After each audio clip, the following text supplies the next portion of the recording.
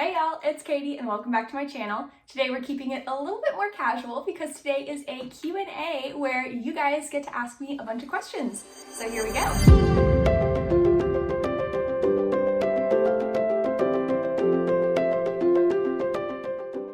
As a personal trainer, I see a whole lot of questions, especially several questions that keep re-emerging from beginner exercisers in the gym, on Instagram, Facebook, and YouTube. And so today I'm going to talk about those questions and answer some of your specific questions that you've given me recently. So grab a cup of coffee or tea and let's dive in.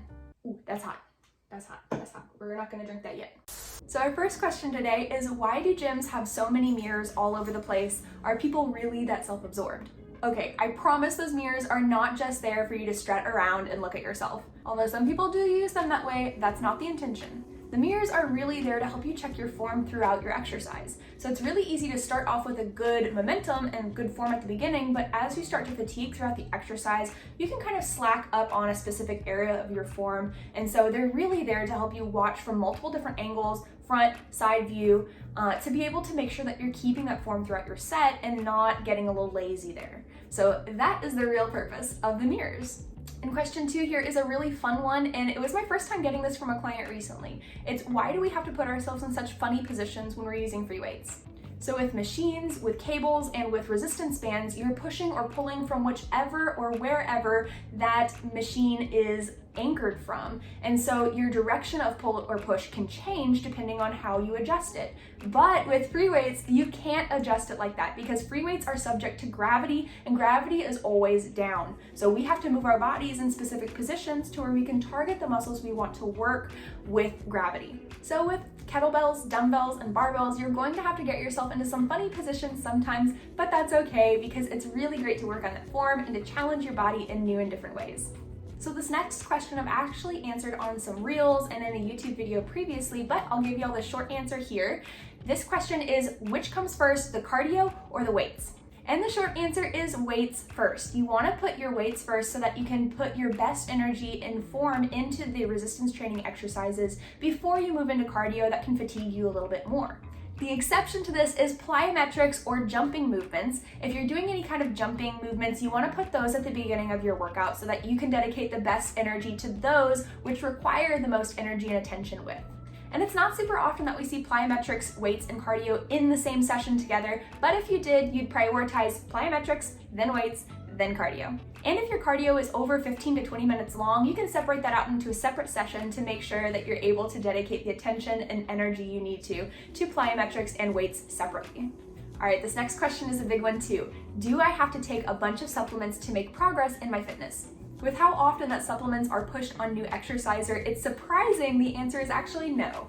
Technically, you can get all the nutrients you need in your daily diet, but with a lot of different lifestyle factors, the time it takes to meal prep, and maybe specific preferences, like maybe you just really hate chicken, I don't know, whatever it is. But for some people, it's just really helpful to supplement because of those things. So for example, if you're trying to build muscle, you'll need a lot of protein throughout your day. So if you're not able to come to a refrigerator where you can put your Greek yogurt, or you don't have the ability to meal prep your chicken breast beforehand, and it's really hard to scarf down a chicken breast right before or after a workout to get your protein in. So things like protein shakes and stuff like that are really helpful because they're 1, easily digestible, and 2, very easy and quick to just stick in a shaker bottle, blend up, and go. So there's a lot of pros to supplements, and I take them myself, I love mine, but they're not for everybody, and you don't have to use supplements if you don't want to. All right, our next question is for beginners or people who are brand new at a new facility, and that is, what do you do if the weight room is scary and you don't know how to use the machines yet?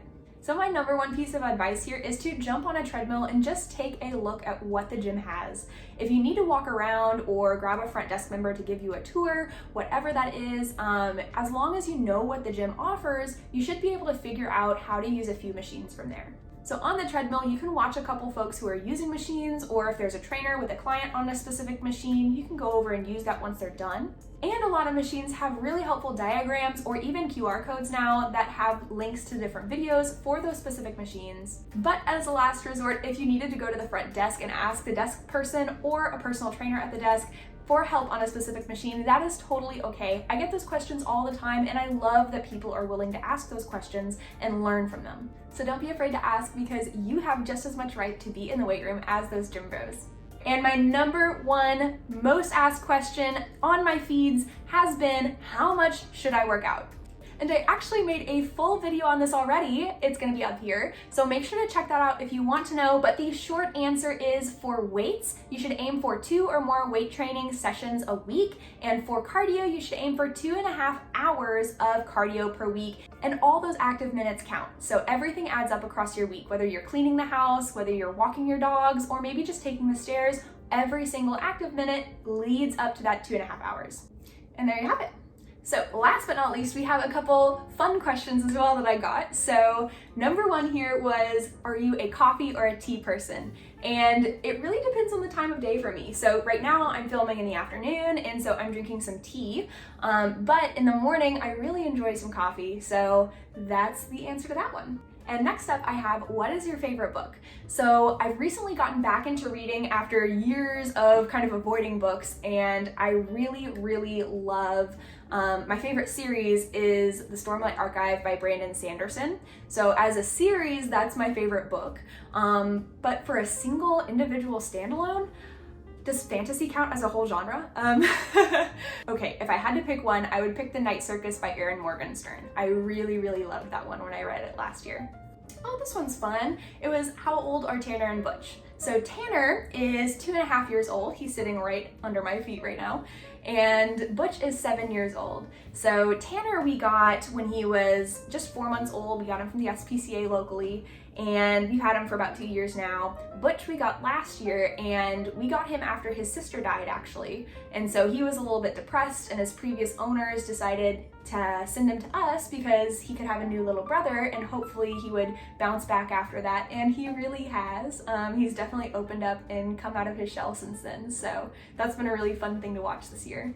So that is it for the Q&A today. I am a super firm believer in the fact that there are no dumb questions. And so if you have a question about fitness or anything like that, go ahead and drop those in the comments below. And if you're too scared to ask a question, I even have a link in the description for an anonymous place where you can submit questions without your name being spread out there. And once I get enough questions, I'll have another Q&A video coming right up. And as always, if you enjoyed the video, go ahead and like and subscribe below, and stay tuned for my next one. I'll see you guys later. Stay healthy. Bye.